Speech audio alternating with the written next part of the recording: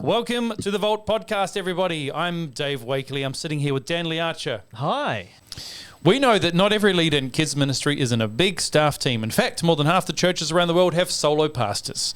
But no one should be alone in ministry, so we humbly ask you to consider us part of your team. Yes. Welcome to the Vault, where you keep your most valuable things. And what is more valuable than wisdom? Dan, today, oh my word. We've got some good wisdom. We've got some guest wisdom. Guest wisdom. Not all the wisdom comes from us. In fact, most of it doesn't come from us. No, a lot of it comes from the Bible.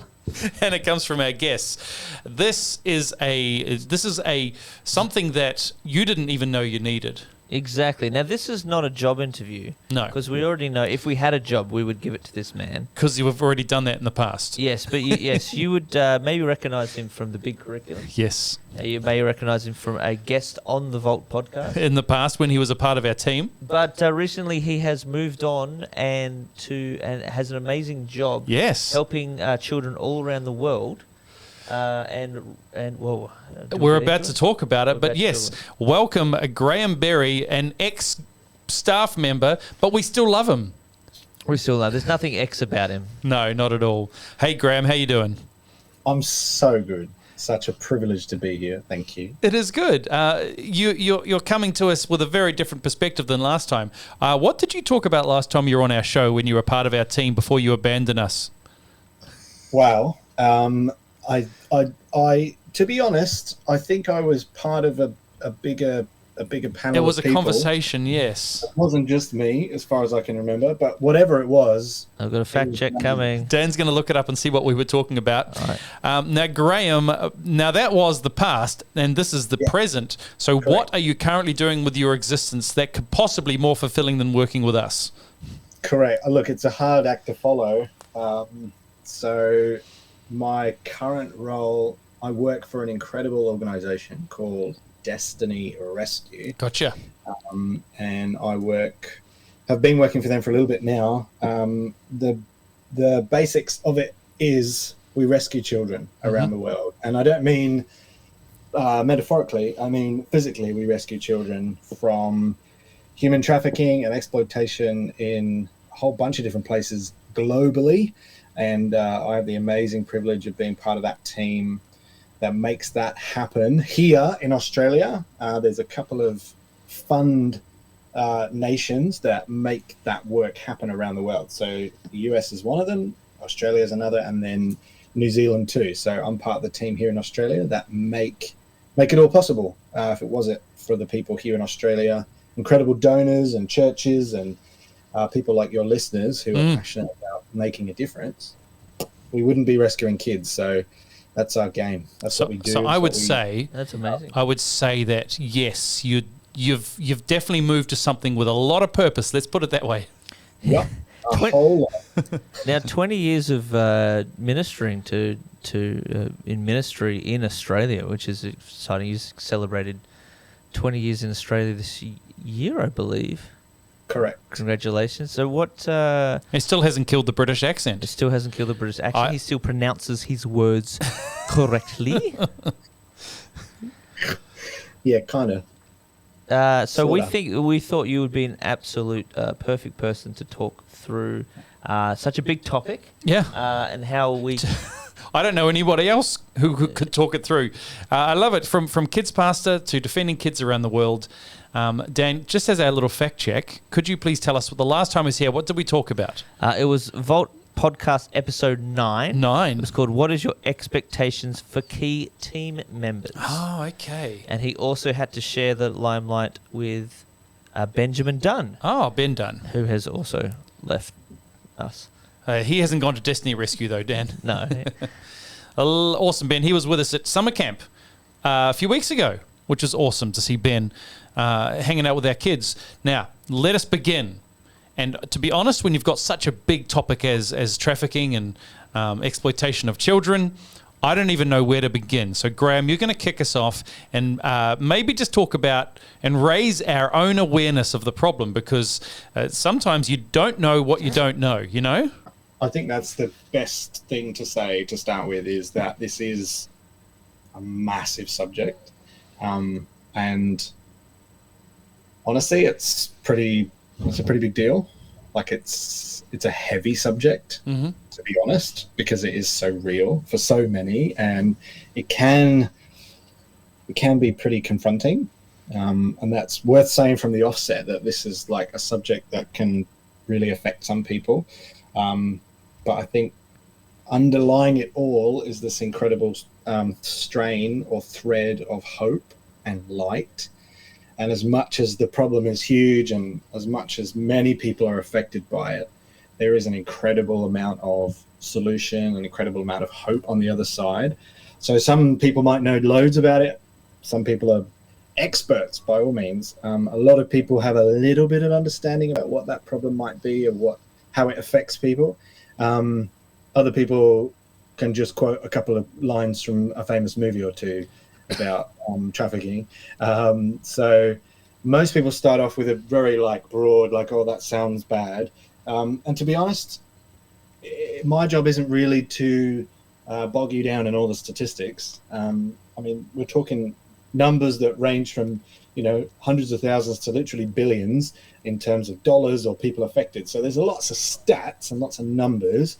But my goal in any conversation, whether it's like one-on-one or in a larger setting with leaders or churches on a Sunday morning, my goal, my aim is to be able to tell the right stories and connect people to the right stories that tell this picture, that describe this picture in a really good way. So all of that to say, hopefully today I'm going to tell you some good stories, and you'll come away understanding the problem, maybe through the eyes of someone that's come through it and out the other side. So I think big picture though, the big problem is the big problem, which is trafficking around the world. It affects literally millions of people. I think in 2021, there was something like 40 million people conservatively were enslaved around the world. So a couple of years ago, when there was a big study done, 40 million people were enslaved around the world. Like, that's more than at any other time in history.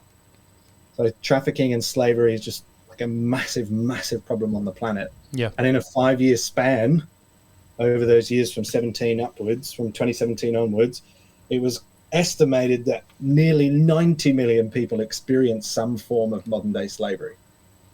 So it's a colossal issue around the world. Especially here in Australia, that's 2-3 times the population of our country presently involved in some form of slavery. So when you're talking about the problem, it's a phenomenal issue. And it's not just the scale of the people involved, it's the scale of the money involved. So human trafficking as a whole generates about $150 billion worldwide. So even that alone, you could combine profits from Coca-Cola and Nike, and you could combine a whole ton of profit from all of the biggest multinationals in the world, and it still wouldn't get to the profit that human trafficking generates. And of that, 99 billion is tied to sexual exploitation. So that sector of the market is still phenomenally huge. So, yeah, I mean, it's easy to talk about these numbers, right? Because, I mean, it's not easy to talk about, but I could spit out all these numbers. I could spend the rest of this podcast talking about the stats because they're real. But it all boils down to the ones and the twos and the individual stories along the way. So it's hard to get your head around. And it's something that as a team, we work really hard. We work really hard to try and paint that picture of how big the issue is. So when you moved into this role, for example, tell me the jump that you made personally, because again, you grew up in England, lived in Australia. I grew up in New Zealand, live in Australia. We're very much removed, I feel like, from some of the impact. I've been on a trip recently through Dubai, and while we were there was all the mention of Qatar with a lot of slavery, or not necessarily slavery, but very much poor working conditions for a lot of migrant workers who are building the World Cup venues for soccer. Right. And then it gets a little more real, because then you're there in that area of the world and you're in Dubai and you realize that there's a lot of migrant workers there. But it's still a little bit separate. So when you came into this role, what was your own jump in knowledge and understanding? Yeah, that's a good question, because you're right. We don't see it all that obviously, and I know that there's signs and things you can look out for in certain contexts, and it doesn't not exist. But the scale of the issue overseas is something, at least from our perspective, that can feel very distant. And I think upon coming into this role, especially, I think our founder, was a great example of that. He was an Australian guy from far north Queensland, and was in a church foyer, the story goes, and he's told this story to us personally, and he tells it many more times. He was in the foyer of a church, hearing two people in the foyer of the church discussing some of these issues. And one of the people he was listening to, he was kind of, like you do, kind of like half listening into a conversation. And one of these people who was listening to in the foyer turned to the other one and said, "I couldn't believe it when I was there on holiday. Someone offered me a girl for $200 as I was walking down the street." Right. Right. And so our founder, Tony, hears that, and it just like sends him in this spiral of how could this be happening? What does that mean? And what can I do to solve it? Or how do I play a part in fixing this? And I think anyone who gets any kind of wind of any of the scale of this issue, when you hear it put in terms of ones and twos and the impact that it has on individual lives, and we've got documentaries and we do videos and we've got individual stories from these girls and others around the world, you can't help but be completely blown away. Like how any of this could happen to anybody is just another, like, in our sheltered existence, in a way. You just, like with any major issue in the world, poverty or anything like that, the shock of it, in a way, compels you to want to see how it could be different, how it could be changed. And when you start talking about the way it impacts families and what that means to the community and all the different impact it has, it's almost too compelling not to connect into. And that's our challenge, is as a team at Destiny Rescue, is being able to tell those stories, to connect people from their everyday life. You don't want to call it ordinary, because no one has an ordinary life, but there's this sense of everyday life, how we can connect people from there to this problem, but the solution that's offered on the other side of that, because it is just a phenomenal solution that Destiny Rescue and others like us bring to these girls and children around the world. It's amazing. It really is. Absolutely. What do you say to someone who's this is all too much of overload to them? Yep. Like it said, very deep, very heavy. They find out of this, and it's just despair starts to creep in. What are some of these? What do you say to some of these stories of light, as you were mentioning before? Yeah, it's a real battle, right? Because again, there's so much darkness and so much brokenness and so much despair, like you say, that it's very easy to want to just ignore it and shut the door on it and move on and forget that you heard about it, or hope that someone else is doing something about it. But I think that's the power of what we do and how we work, is that the connection to that individual story means that you don't have to try and fix everything. You're taking a stand, or you're making a difference to just one. So you're taking the focus away from everything in the whole world that's problematic and evil, and you're just going, well, how can I make the difference for just one of these people? And so similar in sense to sponsoring a child, I think it's very familiar to a lot of Christians around the world. Compassion Kids, World Vision Kids, growing up with the 40-hour famine.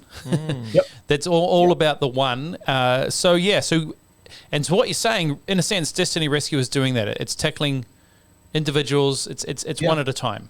It is. It really is. And we had the privilege. It was amazing. We took a team of people from Australia to Thailand near the end of last year. It was October, and we got to go to Thailand and kind of experience the context that we have heard about. You talk about the area, or you talk about the red light districts, and kind of get to go and observe it and kind of understand how our agents work, because we do a lot of covert work with agents on the ground in the actual areas that it happens. It doesn't happen like from an secret office agents. You're talking Yeah, about like so- spies, secrets? Do they? Yeah, honestly, yes. It's about Right. as it's about as the line to draw is pretty easy in comparison. So we work in covert rescues. One of the ways we rescue, it's not the only way, but one of the ways we rescue is covert rescues in the clubs and in the bars and in the areas, the districts themselves. We always send 2 agents out, trained and kind of been through a whole load of training and experience to get to this point, but they're placed in the clubs. They'll work together. They're constantly in communication with each other. They always have a third person outside the club area ready to kind of, if they have to exit at any given moment, if things get a little bit too complicated. But they're in that club to build, frankly, they're there to build relationship with the women and the girls in that club, trying to scope out which of the girls or the women inside that club are underage. And obviously the majority of them don't ever talk about their age, honestly. So it's up to them to try and build relationship. And sometimes it's multiple visits where they have to build slowly a relationship by treating these girls like no one else gets treated in that club, if you can kind of picture the way that might work. So the honor that these agents have for the girls in the club is just on a whole nother level. They don't get treated like they get treated by our agents. It's just really beautiful to watch. And we actually got to see it in action. It was just phenomenal. And these agents will work with these girls and get to know them, build relationship. And then over time, it becomes clear that these girls are underage or they're not in the right, they shouldn't be where they're supposed to be. Like, they shouldn't be in that context. Yeah. And then the offer is made for freedom by the agents after a relationship has been built. And they will say, we've got a way out for you. Do you want to take it? And invariably, they'll take it. And we find out the most amazing stories from these girls, like Christians who've grown up in Christian households who used to lead worship and were singing like children's worship songs to these agents in the back of the club in tears, remembering their past, and then getting connected to us, and then all the reasons why they got involved, and then them having a path out. It's just like, you can't put it any more succinctly than we reach in, we find the broken, we give them a rescue, and we set them on a new path. And then these girls, they're given this chance for freedom, they take it, and then they don't return back to that context, and they're given a whole new, effectively, they're given a whole new lease on life, effectively. They're sort of met with need, if it's emotional or financial, or if they need healthcare or education, vocational training. There's a very individualized path to freedom. They'll then kind of step up, and we've got so many stories of these young women going through the program, as it were, coming out the other end and being a fully qualified hairdresser and running their own salon and employing other women, other girls that have been involved in that setting as well. And it's these little covert conversations, these agents that give up their time to literally go into these dark, like you said, Dan, it's like, it's too overwhelming. Like, I don't know how I can make a difference. You don't have to, personally. You got these incredible people that do it. What they do need is connection to someone who will support them, who'll back them, who'll pray for them, who'll advocate for them, who'll fundraise, who'll give, who'll be connected and support that effort. And there's other ways we do it too, apart from the covert. There's a whole bunch of other ways we do it with border agencies in Nepal, all women teams that stand on the border in these border stations with Nepal and another country in Southeast Asia.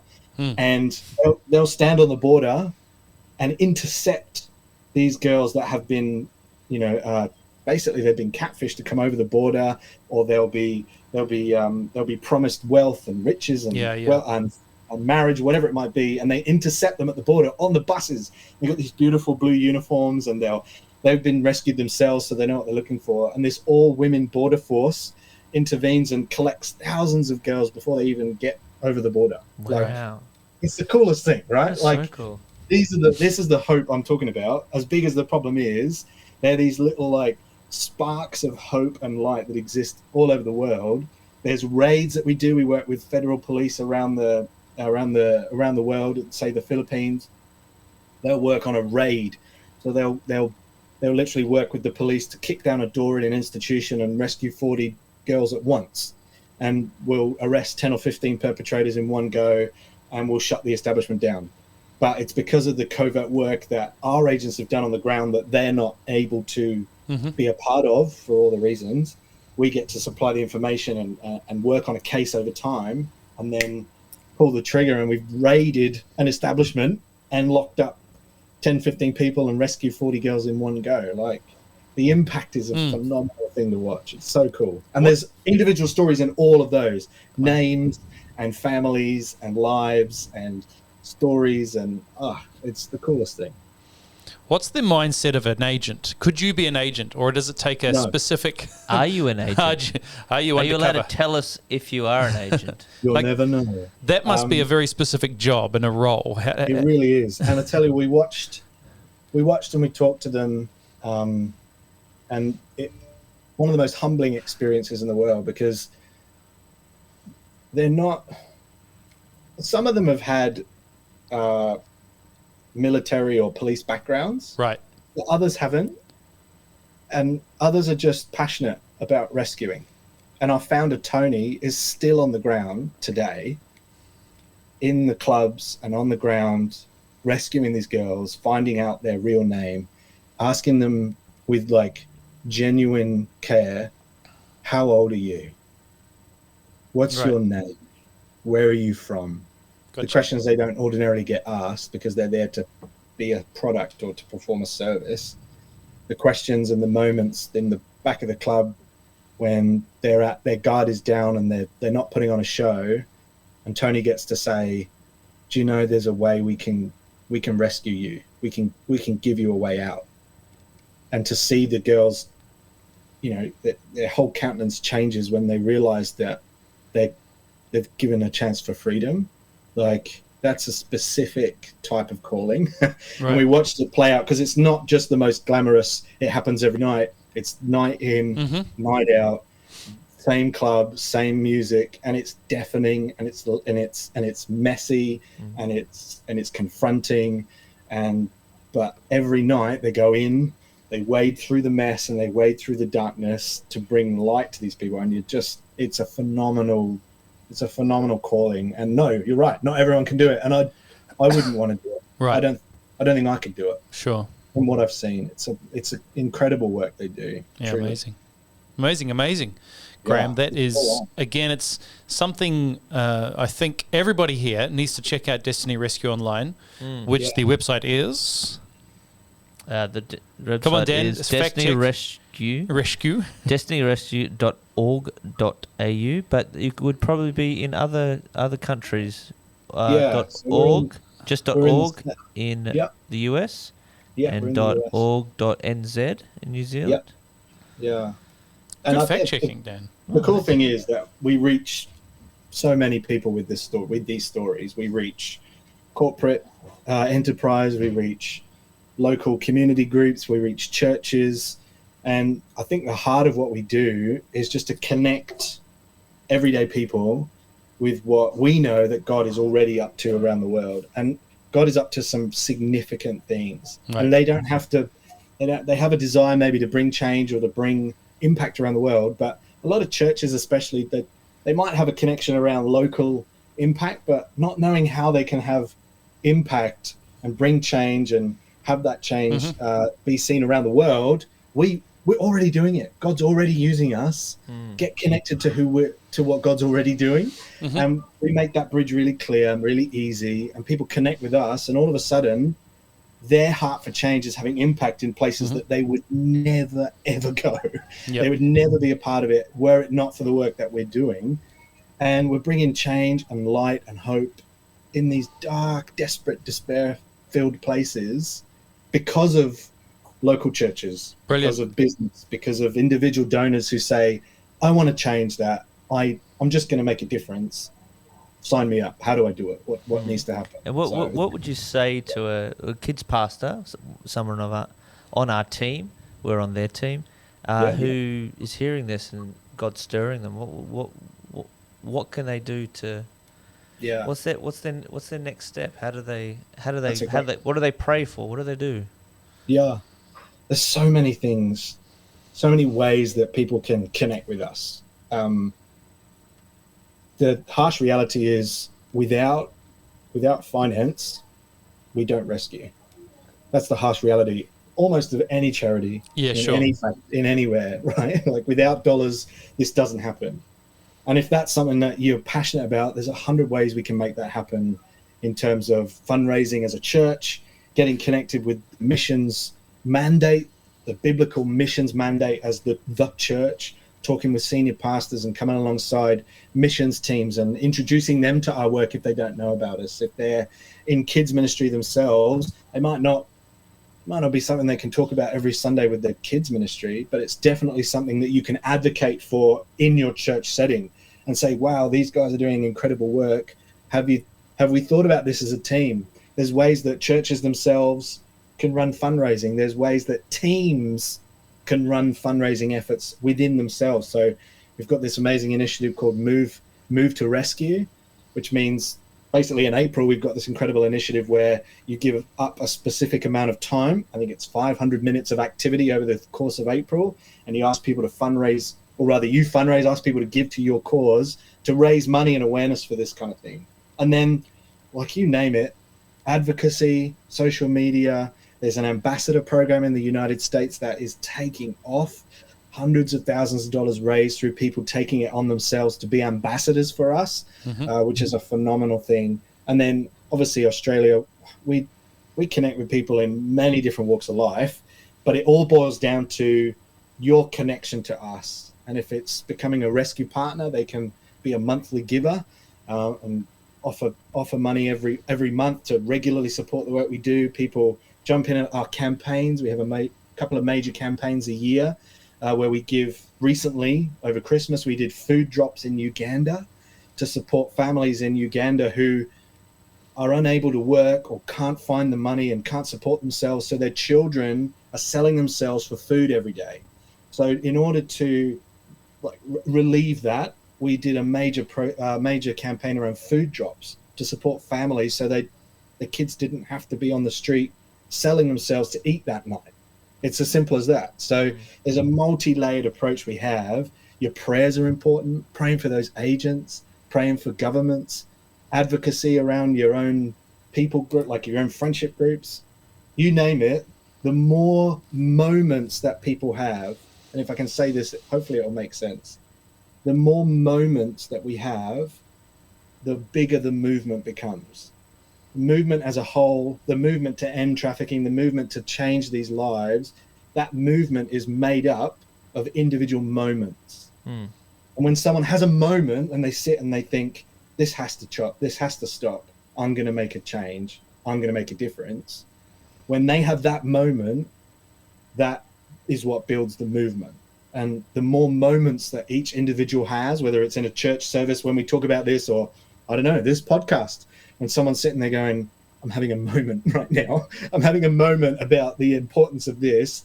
That's the movement that makes the difference around the world. So can I encourage everyone, have a moment about this. Take a moment about this. See how it is that you can have impact in this area with Destiny Rescue and the work that we do around the world. It's movements made up of moments. I think that's Love cool. it. I like it.